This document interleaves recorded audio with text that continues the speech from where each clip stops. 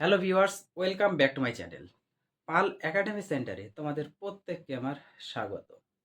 আজকে ষষ্ঠ শ্রেণীর গণিত বইয়ের যদি পেজ নাম্বার তোমরা 17 বার করো, তাহলে সেখানে দেখবা যে 7 দাগের যে অঙ্কগুলি আছে সেই অঙ্কগুলিতে তোমাদের অ্যাকচুয়ালি বলেছে যে নিচের সংখ্যাগুলি এক এবং মৌলিক উৎপাদকে বিশ্লেষণ করে গসাগু নির্ণয় করতে বলেছে। তার মানে 7 যে অঙ্কগুলি আছে সেই অঙ্কগুলিতে আমাদের গসাগু নির্ণয় করতে বলেছে এবং মৌলিক উৎপাদকের সাহায্যে। তো আমি 7 এ নাম্বার এবং ই নাম্বার এই দুটো অঙ্ক আমি একটু লিখে রেখেছি। আজকের এই টিউটোরিয়ালে তোমাদের এ আর ই এই দুটো অঙ্ক করাবো।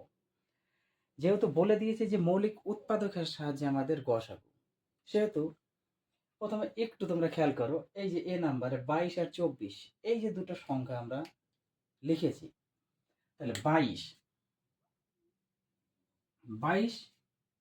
এই সংখ্যাটাকে আমরা একটু ভাঙিয়ে দিই মৌলিক উৎপাদক। আর যে 44 আছে এই 44 সংখ্যাটাকে আমরা একটু ভাঙাই 44। মৌলিক উৎপাদকে যেহেতু ভাঙাতে বলেছে সেহেতু আমরা মৌলিক উৎপাদক একটু ভাঙিয়ে নিই। এটা যদি আমরা 2 দিয়ে দিই, 11 দুগুণা 22, এই 11 দিয়ে যদি দিই 11 অক্ষে 11। সেম এবার এটা আমরা যদি 2 দিয়ে দিই, 2 দুগুণা 4, 2 দুগুণা 4, অর্থাৎ 22 দুগুণা 44। তারপরে আবার 2 দিয়ে দেবো, 2 অক্ষে 2, 2 অক্ষে 2, অর্থাৎ 11 দুগুণা 22। তারপরে আমরা দেবো 11 দিয়ে, 11 অক্ষে 11 ভাগিয়ে নিলাম। তাহলে এই যে 22 এবং 44 এর গসাগু আমরা কিভাবে করব? গসাগু কিভাবে করব? আমরা কি জানি, আমরা কি শিখেছি গসাগুতে বলো তো? তোমরা ক্লাস 5 এ শিখেছো না? গসাগু শিখেছো না? কিভাবে শিখেছিলে? মৌলিক উৎপাদকের সাহায্যে গসাগু শিখেছিলে।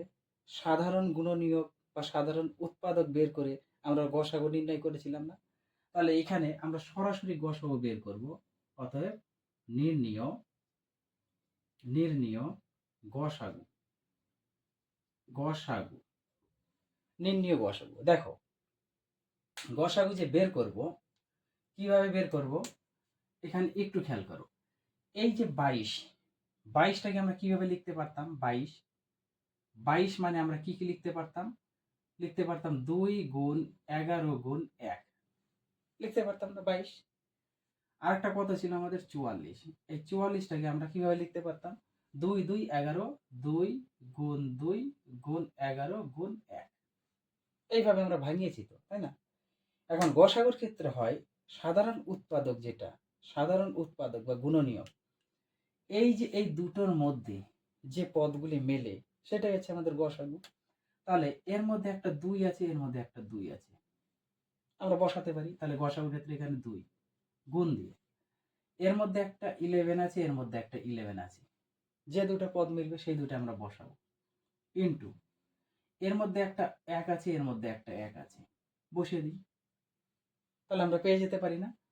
এটা যদি গুণ করে দিই, 11 দুগুণা 22, 22 অক্ষে 22, অর্থাৎ এই যে 22 আর 44 যে দুটো সংখ্যা, এই দুটো সংখ্যার যে গসাগু এবং মৌলিক উৎপাদকে ভাঙিয়ে তার গসাগু হচ্ছে আমাদের 22।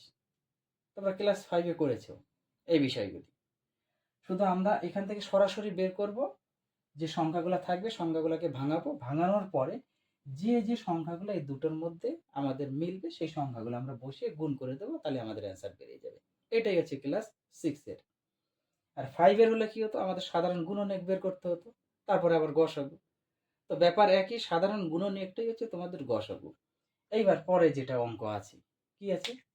28, 35, 49। আমরা একটু আলাদা আলাদাভাবে ভাঙিয়ে নিই। প্রথমে দেখো কত আছে? 28। 28কে যদি আমরা ভাঙাই 2 দিয়ে, 14 দুগুণা 28, 2 দিয়ে, 7 দুগুণা 14, 7 দিয়ে, 7 অক্ষে 7, একটা গেল। তারপরে কত? 35। 35কে আমরা ভাঙাই 5 দিয়ে, 5 7 35, 7 দিয়ে, 7 অক্ষে 7, আর যাবে না। আর কত আছে? 49, 49। এটা আমাদের 7 দিয়ে যাবে, 7 7 49, 7 অক্ষে 7, আর যাবে না। তাহলে এখানে আমরা এই যে 28কে আমরা কিভাবে লিখতে পারতাম? 2 গুণ 2 গুণ 7 গুণ 1, লিখতে পারতাম না? তারপর 35, 35কে আমরা কিভাবে লিখতে পারতাম? 5 গুণ 7 গুণ 1 লিখতে পারতাম। তারপর আরেকটা কত আছে? 49, 49কে আমরা কিভাবে লিখতে পারতাম? 7 গুণ 7 গুণ 1 এইভাবে লিখতে পারতাম। এখন অতএব নির্ণেয় গসাগু আমরা কিভাবে করব? অতএব নির্ণেয় গসাগু, অতএব নির্ণেয়, অতএব নির্ণেয়, অতএব নির্ণেয় গসাগু, অতএব নির্ণেয় গসাগু, নির্ণেয় গসাগু, গসাগু তিনটা পদের মধ্যে যে পদ মিলবে সেটাই আমাদের গসাগু। দেখো এর মধ্যে 2 আছে, এর মধ্যে নাই, এর মধ্যে নাই, হবে না। তার মানে 2 এর কাজ হবেই না। এর মধ্যে 7 আছে, এর মধ্যেও 7 আছে, এর মধ্যেও 7 আছে, তাহলে 7 হবে। আর কি আছে?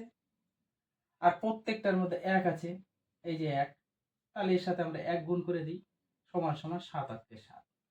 অর্থাৎ 28, 35 এবং 49-এর গসাগু হলো আমাদের 7।